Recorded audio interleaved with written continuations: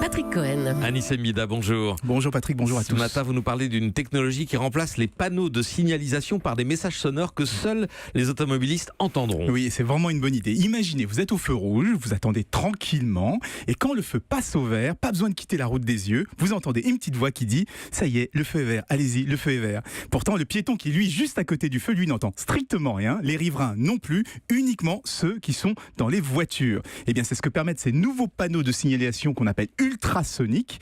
Ils ont été conçus par des ingénieurs japonais de Nippon Expressway, et vous l'avez compris, ne sont pas de simples haut-parleurs sur un poteau, ils envoient des ultrasons, donc des sons à très très haute fréquence, totalement inaudibles pour l'homme, mais qui sont conçus de telle manière qu'une fois qu'ils arrivent sur les vitres ou sur la carlingue d'une voiture, eh bien, ils se transforment en ondes sonores classiques, celles qu'on peut entendre. Quel est l'intérêt d'ajouter du son? Il suffit de regarder les panneaux. Oui, mais le problème, d'ouvrir l'œil. Le problème, c'est qu'ils ne le font pas tous. Les automobilistes sont souvent très distraits, ils voient pas les panneaux. Vous savez, ceux qui pilent sur l'autoroute parce qu'ils se rendent compte au dernier moment qu'il y a un péage. C'est pour eux qu'on a inventé les ralentisseurs et les amortisseurs.